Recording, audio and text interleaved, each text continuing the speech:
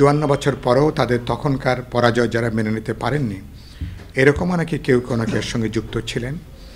যদি এটা সত্য হয়ে থাকে, তাদেরকে চিহ্নিত করা হবে, আইনের আওতায় আনা হবে, তাদের গ্রেপ্তার করা হবে এবং দৃষ্টান্তমূলক বিচারের ব্যবস্থা করা হবে। আর এটার সঙ্গে যারা মদত জুগিয়েছেন, যারা সহায়তা করেছেন, আমি মনে করি আইন শৃঙ্খলা রক্ষাকারী উচিত হবে আগামী ২৪ ঘন্টার মধ্যে এদের প্রত্যেকে গ্রেপ্তার করা, আইনের আওতায় নিয়ে আসা এবং তাদের বিরুদ্ধে সর্বোচ্চ ব্যবস্থা গ্রহণ করা। এ ধরনের ঘটনা ভবিষ্যতে আমরা দেখতে চাই না। কুমিল্লার ১৪ গ্রামে একজন মুক্তিযোদ্ধা যিনি আওয়ামী লীগ করতেন, তাকে লাঞ্ছিত করার অভিযোগ উঠেছে, আপনি কি বলবেন? এটা খুবই মর্মান্তিক ঘটনা, খুবই দুঃখজনক ঘটনা। ইতিমধ্যে আপনি দেখেছেন যে আজকে আমরা একটু আগে গণতন্ত্র মঞ্চের সমাবেশে আমি এটার নিন্দা জানিয়েছি, এটা তীব্র প্রতিবাদ করেছি। তিনি আওয়ামী লীগ করতে পারেন, অন্য কোনো দল করতে পারেন, তার বিরুদ্ধে যদি সুনির্দিষ্ট কোনো অভিযোগ থাকে তাহলে আইনগতভাবে অভিযোগ দায়ের করা যেতে পারে, তাকে গ্রেপ্তারও করা যেতে পারে। আইনানুগ তাকে কিন্তু বিচারেরও মুখোমুখি তিনি হতে পারেন।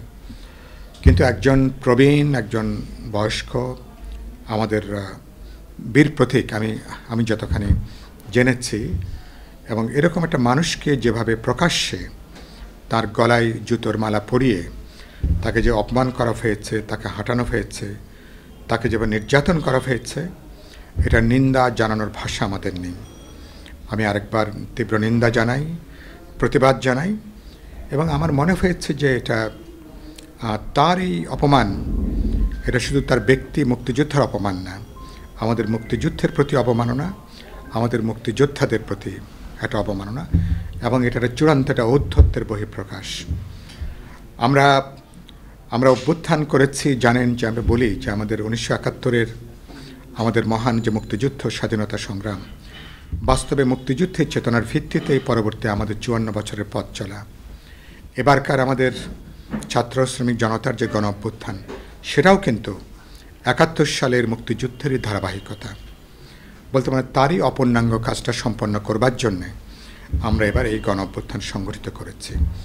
সুতরাং আমাদের এর পেছনে যারা যুক্ত আছেন, আমি শুনেছি যারা মুক্তিযুদ্ধকে যারা বিরোধিতা করেছিলেন, ৫৪ বছর পরেও তাদের তখনকার পরাজয় যারা মেনে নিতে পারেননি, এরকমও নাকি কেউ নাকি এর সঙ্গে যুক্ত ছিলেন।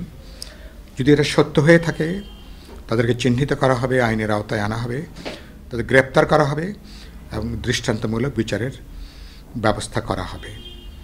আর এটার সঙ্গে যারা মদত জুগিয়েছেন, যারা সহায়তা করেছেন, আমি মনে করি আইন শৃঙ্খলা রক্ষাকারী উচিত হবে আগামী ২৪ ঘন্টার মধ্যে এদের প্রত্যেকে গ্রেপ্তার করা, আইনের আওতায় নিয়ে আসা এবং তাদের বিরুদ্ধে সর্বোচ্চ ব্যবস্থা গ্রহণ করা। এ ধরনের ঘটনা ভবিষ্যতে আমরা দেখতে চাই না। আমি অন্তর্বর্তী সরকারকে সাধুবাদ জানাব, ইতিমধ্যে তার ব্যাপারে বিবৃতি দিয়েছেন, এটাকে নিন্দা করে বক্তব্য দিয়েছেন, এটাকে আমি ধন্যবাদ জানাই। কিন্তু নিন্দা পর্যন্ত না, এর একটা বিহিত করা দরকার। যারা তাকে চূড়ান্ত অবমাননার মধ্যে ঠেলে দিয়েছেন, তাদের গ্রেপ্তার করে বিচারের আওতায় সেখানে আনা দরকার। আর মানুষকে আমরা আহ্বান জানাতে চাই, এখন এই ফাঁকফোকরে গত ১৬ বছরে যাদের চেহারা দেখা যায়নি, গত এই ফ্যাসিবাদ বিরোধী লড়াই যাদের আমরা চেহারা দেখিনি, তারা এখন আত্মরক্ষা করার জন্য নতুন মুখোশ নিয়ে তারা এখন হাজির হয়েছেন। ফলে মুখোশধারী আন্দোলন, যারা এখন আন্দোলনের অভ্যুত্থানের সাফল্যকে যারা ভাগ বসাতে চান, মুখোশধারী ধান্দাবাজ, এদেরকে চিহ্নিত করা দরকার, সামাজিকভাবে ওদেরকে বিচ্ছিন্ন করা দরকার। বছরখানেক সময় পেলে সংস্কার করে যাব, আসিফ নজরুলের এই বক্তব্যের আপনার প্রতিক্রিয়া কি? না, আমার তো মনে হয় যে আমরা ইতিমধ্যে, তিনি যে বছরখানেকের কথা বলেছেন, ইতিমধ্যে আমার মনে হয় যে ৪ মাস ৪.৫ মাস তো পার হয়ে গেল। তো তিনি খুব অযৌক্তিক কথা বলেছেন, এটা আমি বলবো না। তো উনি যদি ১ বছরের কথা বলে থাকেন, তাহলে ১ বছরের মধ্যে ৪ মাস ৪.৫ মাস পার হয়েছে। বাকি আমি মনে করি ৭-৮ মাস সময় আছে। বাকি ৭-৮ মাসের মধ্যে আমরা আলাপ আলোচনা করে যে সংস্কারগুলো করতে চাই, আমি মনে করি বাকি ৭-৮ মাসের মধ্যে প্রয়োজনীয় সংস্কারগুলো সাধন করা সম্ভব। আমরা তো, কিন্তু একটা দুর্ভাগ্যজনক কি, সংস্কার এবং নির্বাচনকে যেভাবে পরস্পরের বিরুদ্ধে দাঁড় করানো হচ্ছে, এটা একটা ভুল উপস্থাপনা, এটা ভুলভাবে এটাকে হাজির করা হচ্ছে।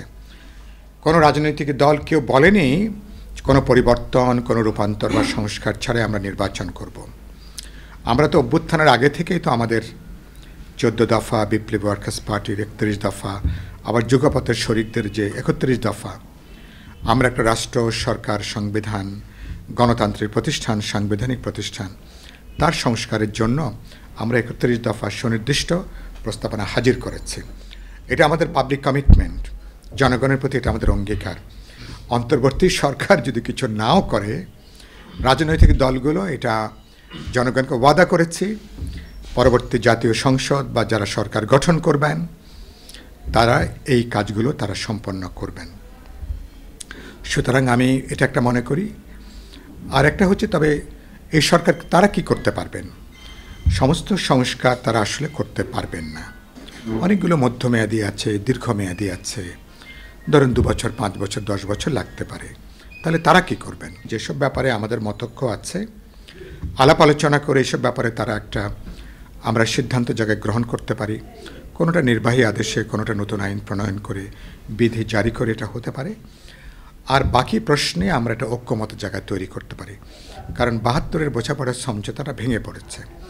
তাহলে নতুনভাবে 2024-এ গণ অভ্যুত্থানের পরে নতুন একটা রাজনৈতিক সামাজিক চুক্তি দরকার, নতুন বোঝাপড়া, নতুন সমঝোতা, নতুন একটা অ্যাগ্রিমেন্ট আমাদের মধ্যে দরকার।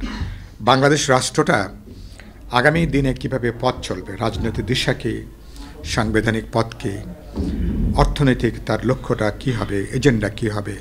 সুতরাং এগুলো আলাপ আলোচনা করে আমরা মনে করি করতে পারবো। সরকার একটা ভিত্তি তৈরি করতে পারেন, বাকিটার প্রশ্নে তারা একটা কনসেনসাস বিল্ড আপ করতে পারেন। কিন্তু পরবর্তী সরকার, নির্বাচিত পার্লামেন্ট, জনপ্রতিনিধিরা এই কাজকে পরে তারা সম্পন্ন করবেন। আমি মনে করি সরকারের সঙ্গে যদি রাজনৈতিক দলগুলো যদি বোঝাপড়া থাকে তাহলে এটা কোনো সমস্যা না। তো সরকার এখন তো দেখছি এক ধরনের কিছুটা দলগুলোকে এড়িয়ে চলার একটা প্রবণতা আমরা লক্ষ্য করেছি। আশা করি তারা সেখান থেকে সরে আসবেন, কারণ শেষ বিচারে দেশ তো চালাবে রাজনৈতিক দল, রাজনৈতিক নেতৃবৃন্দ। তো তাদের সঙ্গে যদি সরকারের বোঝাপড়া থাকে, যদি সমঝোতা থাকে, সংস্কার বলি, রূপান্তর বলি, এটা অনেক বেশি সহজ হবে। এটা সরকার উচিত হবে না রাজনৈতিক দলগুলোর সাথে কোনো বিরোধ বৈরিতার দিকে এটাকে নিয়ে যাওয়া, বরঞ্চ আস্থায় নিয়ে রাজনৈতিক দল, ছাত্র, তরুণ, জনগণের গুরুত্বপূর্ণ অংশ, সবাইকে আস্থা নিয়ে কীভাবে আমরা গণতান্ত্রিক উত্তরণ ঘটাতে পারি, এটাই এখন গুরুত্বপূর্ণ কাজ। আমি আশা করব সরকার পথ হারাবে না, সরকার তারা সঠিক পথেই তারা থাকবেন। তো আশা করি সেটা যদি তারা থাকেন, আমার মনে হয় বড় কোনো সমস্যা হবে না। আর যদি বোঝা যায় যে কারণে অকারণে বা অপ্রয়োজনীয়ভাবে সরকার তার ক্ষমতাকে প্রলম্বিত করতে চান, দীর্ঘায়িত করতে চান, তাহলে কিন্তু সরকার উদ্দেশ্য নিয়ে প্রশ্ন উঠবে। তাহলে সরকারের অন্য কোনো এজেন্ডা আছে কিনা, এগুলো নিয়ে কিন্তু প্রশ্ন উঠতেই থাকবে। আমরা চাই না সরকার বিতর্কিত হোক, সরকার ব্যর্থ হোক, সরকার বিপর্যস্ত হোক। সুতরাং সরকারকে আমরা সফল করতে চাই। সরকারকে জানতে হবে কীভাবে রাজনৈতিক দলগুলোর এই সমর্থনটা নেওয়া দরকার, নেওয়া প্রয়োজন। এই রাজনৈতিক শৈলী, এই রাজনৈতিক প্রজ্ঞা সরকার যদি প্রমাণ দিতে পারেন, আমি মনে করি আমাদের পথ চলাটা অনেকখানি সহজ হবে। আমি আশাবাদী মানুষ, আমি বিশ্বাস করি অনেক চ্যালেঞ্জ থাকবে, নানা ঝুঁকি থাকবে, চ্যালেঞ্জ থাকবে, এগুলোকে মোকাবেলা করেই তো পথ চলা। তো আমি মনে করি সেদিক থেকে ব্রডলি এখনও পর্যন্ত আমি বিশ্বাস করি সরকার রাইট ট্র্যাকে আছেন। টুকটাক নানা ধরনের প্রবণতা দেখি, মানে থমকে যাওয়া, হোঁচট খাওয়া, পথ হারিয়ে ফেলছে কিনা, সরকারের মধ্যে অনেকগুলো সরকার কাজ করছে কিনা, সমন্বয়হীনতা আছে কিনা, এক একজন এক এক রকমের কথা বলছেন। আমি আশা করি এগুলো কাটিয়ে উঠে সরকার তারা আলাপ আলোচনার মধ্য দিয়ে, সংস্কার এবং নির্বাচনের মধ্য দিয়ে একটা গণতান্ত্রিক অভিযাত্রার পথ তারা তৈরি করবেন। এবং আগামী বছরের মধ্যে যদি তারা এই যাত্রা সম্পন্ন করতে পারেন, মানুষ এই সরকারকে A++ দেবে আর কি। এবং আমরাও সরকারকে সাধুবাদ জানাবো।